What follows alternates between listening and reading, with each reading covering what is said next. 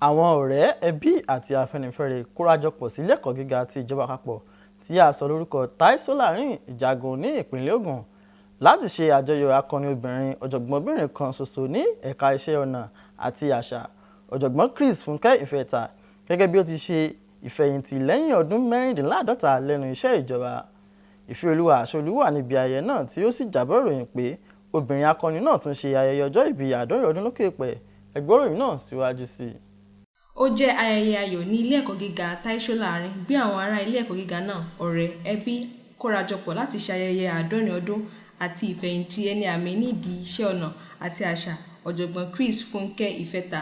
Àyíká ilé ẹ̀kọ́ náà kún fún ayọ̀ àti ìdùnnú bí wọ́n ṣe ṣe ayẹyẹ iṣẹ́ rere tí ó ṣe ní ilé ẹ̀kọ́ ọ̀hún.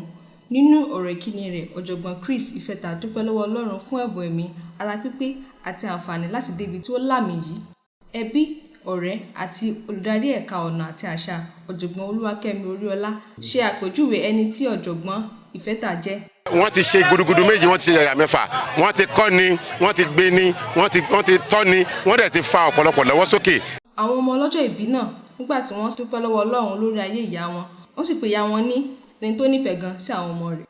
Láti fi ọgbọ́n ìmọ̀ hàn níbi ayẹyẹ náà, wọ́n fi àkójọpọ̀ ìwé bu ọlá fún ọlọ́jọ́ ìbí náà, níbi tí Ọ̀jọ̀gbọ́n Báyọ̀ Akínsànyà ti ṣe àtúpalẹ̀ ìwé náà àti ṣíṣe ìfilọ́lẹ̀ ìwé míì láti ọwọ́ díẹ̀ lára àwọn ará ilé ẹ̀kọ́ gíga náà. Àwọn akẹ́kọ̀ọ́ láti ẹ̀ka ọ̀nà àti àṣà tún fi ẹ̀bùn tí wọ́n ní hàn níbi ayẹyẹ náà nígbà tí wọ́n jó ijó láti fi bu ọlá fún Ọ̀jọ̀gbọ́n Chris Ìfẹ̀tà. Lẹ́yìn wá àgbà náà ni àwọn èèyàn fún ọlọ́jọ́ ìbí náà ní ẹ̀bùn láti iléeṣẹ́ NTA Ìjẹ̀bú Òde. Blessing Adéwì ní ṣàtúpalẹ̀ ìròyìn.